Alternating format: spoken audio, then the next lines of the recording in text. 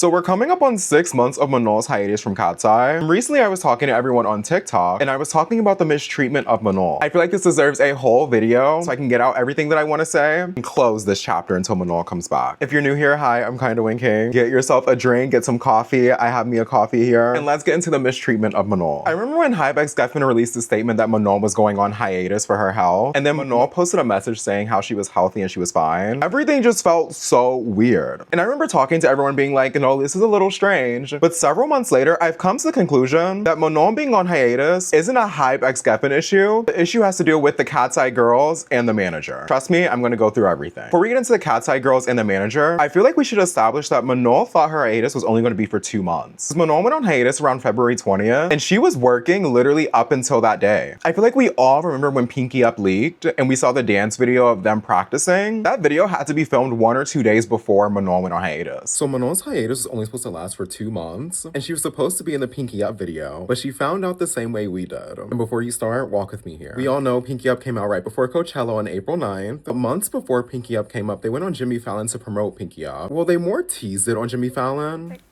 Just gotta... Hype X Geffen announced Manon's hiatus on February 20th, and on the same day, an interview came out with Manon where all the girls are just looking very sad. We all come from different places. We all look so different. I think as the time... If you look at their outfits closely, and I'm sure you've all seen the dance practice video that leaked, that was filmed the same day that the Pinky Up dance practice video was filmed. That in order for this interview to come out on the same day of her hiatus, the dance practice was probably filmed on the 18th or the 19th. And at this point, why would they have Manon on this long of a hiatus if she wasn't meant to be in the video? They would have filmed that without her if that was the case. From what we know now from all the leaks and the rumors going on, the day that interview happened, Manon found out she was going on hiatus. But while this is all happening, mind you, Manon still has Katseye in her Instagram bio, so we're like, okay, she'll probably be in the video. On March 27th, the dance video leaks, the one that was filmed the same day they found out about the hiatus. And then the Pinky Up video was filmed on February 22nd. Just 2 days after we find out about Manon's hiatus, but 4 or 5 days after the girls figure it out. And the girls are filming this music video without Manon even knowing. And then the teasers drop and Manon sees that they filmed a video behind her back, and that's why she removes Katseye out of her Instagram bio. I truly believe that if Manon knew she was going to be on hiatus this long, she would have just kept it in her bio. The label going behind her back and filming this whole video made her feel like, okay, well, I guess I'm not in Katseye anymore. And realistically, if Manon knew she was going to be on hiatus, why would Hype X Geffen ask her to film the Pinky Up video? Manon was originally supposed to be in Pinky Up on the song and the music video, but Hype X Geffen slowly went behind her back and refilmed the whole portion without her. Because if Manon was not going to be on Pinky Up, she wouldn't have went to Jimmy Fallon with the Katseye girls and was teasing the Pinky Up and drinking with their pinkies up. She just simply wouldn't have done any of that if she wasn't going to be a part of the comeback at all. I originally believed that she was supposed to be gone for only 2 months and come back at Coachella. Manon takes Katseye out of her Instagram bio because she's like, wait a second, I'm removed off this song and now I'm not in the video. And I feel like when she took Katseye out of her bio, the world literally stopped. Everyone was like, hold on now. Girl, even Hype X Geffen staff was like, girl, what is going on? So much so that Manon had to come out and say, hey, Hype X Geffen and I are having positive talks and blah, blah, blah, blah, blah. Trying to cool the air because everyone was freaking out over that. And I mean, still to this day, Manon is the most followed member and Katseye is not in her bio. But the Pinky Up teasers drop, the choreo video leaks, and then Pinky Up is released and they go to Coachella and they perform. And obviously we all know Coachella, she wasn't at Coachella. Well, she wasn't at Coachella with Katseye, let me say. She went with Pink Panthers and got up on the stage and did her thing. She looked beautiful, like Manon is that doll, she looked good. All looked so shady when Hype X Geffen said it was about her health when she's so happy and healthy. Obviously around this time, a lot of fans are going online saying Manon is lazy, she skipped practice, she's going with Pink Panthers to do this instead of performing with her girls. And I feel like we all had to take a step back and be like, girl, you know she could not perform with Katseye because something is going on with management. But also, let's not forget, one of the members' father came out and started speaking badly about Manon. And I'm sure y'all all remember, so I'm gonna keep this very quickly. But he said all of these disgusting things about Manon and then kept talking about how Katseye is bigger than one girl, the show will go on. I lost to read it here, but Daniela's dad was on Threads talking about Manon. And he was saying, we need girls who can grind. Katseye is a powerhouse, the show must go on. So it doesn't stop there. When someone was talking about Katseye as 6, he was also saying 5 is good too. Just when you're like, Kyon, you're overreacting, it's not that deep, there's another comment of him saying, come back when you're ready to work. There's yet another comment of him saying, the show must go on, with or without a member, Katseye is bigger than one girl. All of this coming from Daniela's dad is just very odd. I was sick for weeks during the Asia tour, so she sat out. I didn't see Daniela's dad get online and say anything bad about her. And I'm gonna be real, that did not look good for the Katseye girl. Because online, everyone was pretty tight-lipped about what was going on. But then once Daniela's father started going out and speaking about things, then everyone was like, oh wait, this might not be a Hybex-Geffen issue. The issue is with the girls. I just wanna make it clear, we are not about to attack those girls. Until I have concrete proof that one of them girls did something, I'm gonna let them slide. But I do have concrete proof that that manager is weird and that the staff are weird. If you did not know, Katseye was formed from this show on Netflix called Dream Academy. And on Dream Academy, there were a bunch of different storylines. And one of the biggest storylines was that Manon was lazy and that she would skip practice. But when you really rewatch the show and you count how many times she missed practice because she was sick or adjusting to the program, it was the same amount as everyone else. I'm not gonna talk about the girls that are not in Katseye right now, but Sophia was also sick and she had to take some time off. Didn't hear anything about that. But I feel like Manon got targeted in this show because a lot of the girls and staff were jealous of her. I mean, we literally have a grown woman on camera saying that she's arrogant, not nice. Sometimes people of star quality have this arrogance or whatever it is about them. But with K-pop, there's also this required humbleness and kindness and caring about others and your teammates. I have not seen that from Manon. I would absolutely not put her in this group. And before y'all start, yes, she is one of their managers. We have other girls on the show talking about that people only vote for Manon because she's pretty. The Americans experience what like a Slovak would experience all the time. Like we don't ever get represented. And even the people that are like Manon, she's getting so much attention. You know, people are upset because she doesn't put a lot of effort and she doesn't show up for her teams a lot. And so people are upset that she is the person who's getting so much attention. It's not based on anything right now. It's just because she's pretty, and that's true. She is pretty. Is Manon here? No, she's not here. Okay. This is future Kyon editing in. I'm sorry, but why did she even bring Manon up? Manon was not mentioned until they brought her up. Why are these girls sitting in this room talking about her? The question was, how do you feel about the live voting and seeing your countries be represented? And you immediately jump to Manon? This is what I'm saying. They were haters.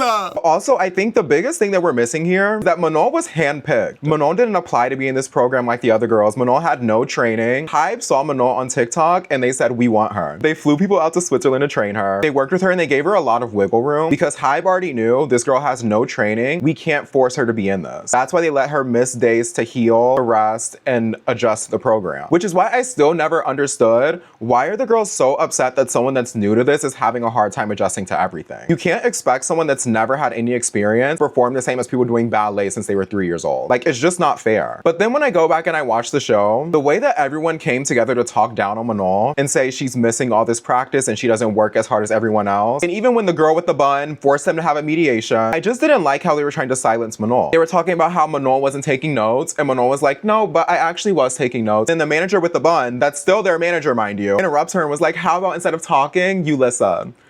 Girl, what? With what's happening in class, even if you are sitting out. Yeah, but I have been taking notes when I was sitting out. The thing is, like, maybe you haven't 2 days seen ago, that. you were sitting out, and then Sohei literally had to get your attention because you weren't paying attention. Like, things like that. Yeah. I know, like, Try to listen instead of react to what she's saying. Try to just sit and listen. Like, these girls are literally lying in a circle on her. You want her to sit there and listen so that we can all just kumbaya and be friends? No. And I'm not gonna dwell on it too much, but I also feel like I saw the edits on TikTok, the edits of when they were all getting announced as the Katseye members. No one wanted to hug Manon.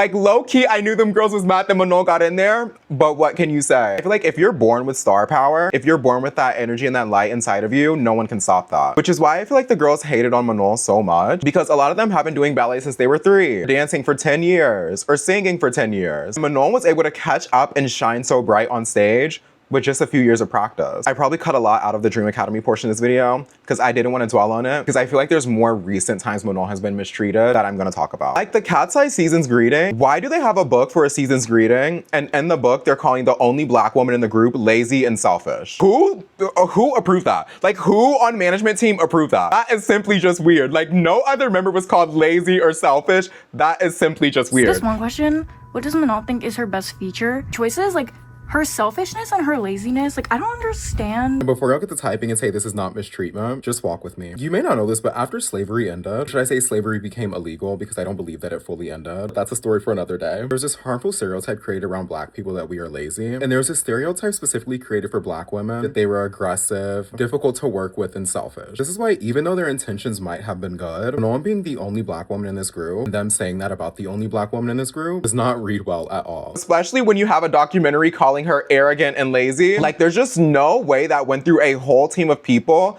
and then they put it out. Now I gotta give Manon her props. She did look good in the book, but Manon always looks good. But Manon is their visual. She always looks good. She's supposed to stun and shine. But it doesn't make sense why she's the least shown on their social media. If we go look at their TikTok and Instagram reels, Manon is the least posted on the Katseye social media compared to all the other members by a long run. Like, I'm not talking like, oh, Manon has one less picture by a long shot. Like, when all the girls were in Korea, all the girls got a solo TikTok, a duo TikTok, or a collab TikTok. And fans noticed this and they started commenting. They were like, wait, where's Manon? We're not seeing Manon. We know she's in Korea right now. She's literally in these pictures. Where's Manon in the TikTok? So then Hybex Def and Staff posts an old TikTok from while they're in LA, but not just of Manon, it's a group TikTok with all the girls. And at the time, this did silence all the fans because we were like, okay, there's Manon, like, she's good. Looking back on that, why do we have to get an old video of her? Why didn't they film one that day when they were all in Korea? Because after that one video was posted from them in LA, they went back to posting the Korea content without Manon. Before you start saying, maybe she was sick, maybe she didn't feel well, Manon was in the same room while they were filming it. They just didn't film any with Manon. And once again, I'm not talking about the Katseye girl. I'm talking about that lopsided bun and the other Katseye staff. I feel like I'm really going in, so I need like a sip of coffee. And like, even if you don't think that's weird, let's look at another time period. Over a 3-week period in 2025, Manon was shown the least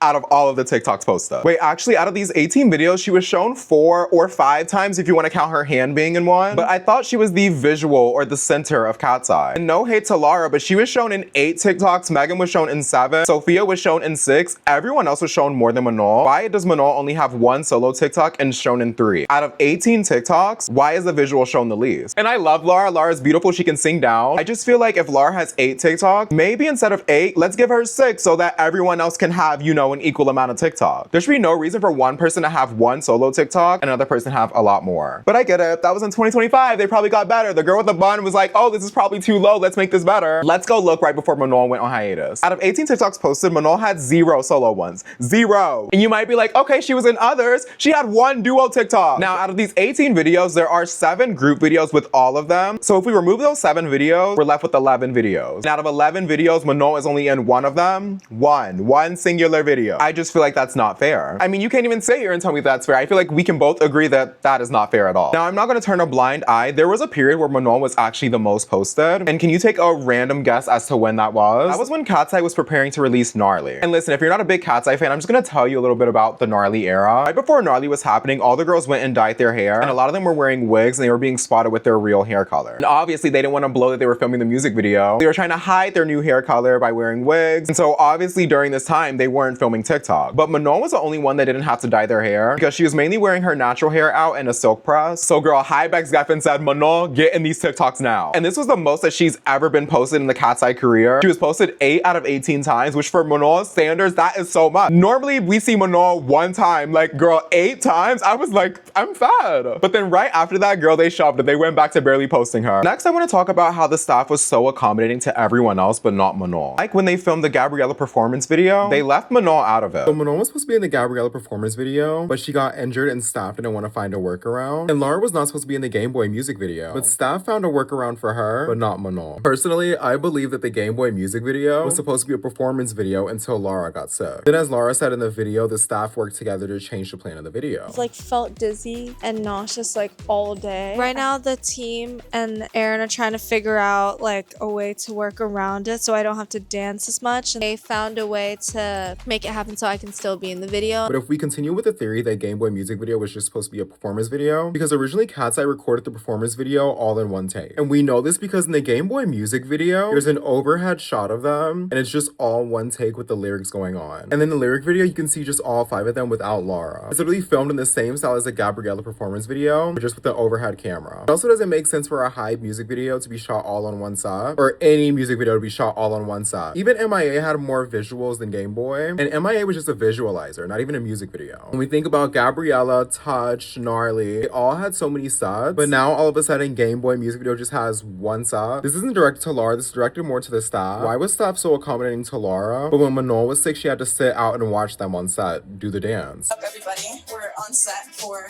the Gabriella performance video, and you might see that I don't have an outfit on. It's very unfortunate, but I sprained my ankle. I hope you guys love Gabriella. I just feel so strongly that Manon could have been in that performance video for Gabriella. Maybe she couldn't have danced. She could have been in the picture. They literally could have opened the video with Manon. She could have posed. They could have panned away. Like, there's so many ways they could have worked around to include her, but the staff didn't do it at all. Like, you can't tell me after hearing all of this that that does not look a little weird. But also, it's like, why is Manon on set watching them do this dance practice? Hypex you couldn't find an outfit for Manon and get her in to stand in the pictures at least, because it wasn't just that dance video that they did that day. And before you say, oh, she can't be on her ankle because of blah, blah, blah, Manon was walking in the clip. Manon was walking. She could stand in a picture. I'm not asking her to dance. I'm saying they could have put her in the pictures, in the thumbnail, anything, you know? And you might be like, it's a performance video, like they couldn't have done it. I get it, but also I'm not gonna make excuses for Hybe. Literally the K-pop conglomerate. They have so much money. They couldn't have rescheduled that. They couldn't have done any of that. They could have. I'm not gonna make an excuse for a $1 billion company. Let's just be real. Let's call it what it is. I feel like we can't just see all of this and be like, oh no, it's nothing. It's just one time. It's just no. Listen, I listed off at least 4 things where it's like, okay, no, this is a little bit weird. When Megan was sick and they filmed a lyric video, they put Megan inside the TV. You're telling me that they couldn't found a way to put Manon in the Gabriella pictures? Speaking of pictures, when they all went and did a Monster High shoot, all the girls were in the Monster High official TikTok. They completely cut Manon's part out. And then even the pictures, everyone's pictures got posted besides Manon. And you might just be like, oh no, they forgot. It's not on them. The journalists came out after fans were attacking them and said, hey, Hypex did not give us Manon's pictures. This was not a Monster High thing. This was a Hypex thing. They sent all of the girls' pictures over, and they even sent group pictures, but everything for Manon, they did not approve. Until the backlash came out, and then Hypex sent it over. And Manon's pictures were tea. Manon arguably had the best pictures out of everyone. We also know that Manon stayed up until 3 in the morning shooting those pictures. She was solo with staff on set. She was underwater and doing a bunch of things for the shoot. So for them to not send any of the pictures for Manon was just so shady. And to wrap this all up, I truly believe that this was a Manon decision to leave Katseye. They would have released a statement already saying that she left the group. Because when we look at Katseye's sister group, Saint Satine, Lexi left because they were having different visions and they were gonna go separate ways. So they both posted a statement and she left the group. There's no beef between Lexi and the other girls of Saint Satine. They split ways and it's fine. But Manon gets put on a forced hiatus by staff. She's told it's only gonna be for 2 months and she'll be back by Coachella. Realizes they went behind her back and filmed Pinky Up, removed her off the song, took her off the tour, reshot everything for the album, and essentially shelved her. And we're supposed to think, oh no, it's an issue between Manon and Hybe. The issue isn't between Manon and Hybe. The issue is between Manon, the Katseye girls, and the Hybe X Geffen staff. I touched on this in a deep dive, but Geffen also has a very bad history dealing with black artists. Like in their previous group, they kicked out the black girl for being too urban for them. So Hybe and Geffen come together and they form Katseye. And we don't think any of that previous behavior is going to trickle down into the company, especially when you have the messy bun manager acting like a teenager and starting drama. On the bright side, Manon did at least go to Paris with Jack Moo. So I'm hoping that Hybe gets her out of Hybe X Geffen and she either just stays under Hybe America or a Hybe sub-label. I believe that Manon is so talented and I want to see her in the spotlight. If Manon leaves Katseye, I'm going to always support Manon. I'd also just want to make it clear the reason why I made these videos is because so many people were on TikTok saying Manon was never mistreated and that we were crazy for looking into things. When I really sat down and drafted the TikTok series and realized this was not just a one-time thing, I was like, oh no, this is mistreatment. So yeah, thank you for sticking with me. This isn't my normal video on this channel. I normally save this for TikTok, but I feel like this was too long for TikTok. And who knows, I might be back next week with a new video. If you did like this video, please subscribe, join the kingdom. I promise I'll be back. Or if you just want to see the doll girl, go to my Instagram, please. We're trying to grow the kingdom, okay? I promise I'm gonna post soon. But thank you for watching. Free Manon. I'll see you next time. Goodbye.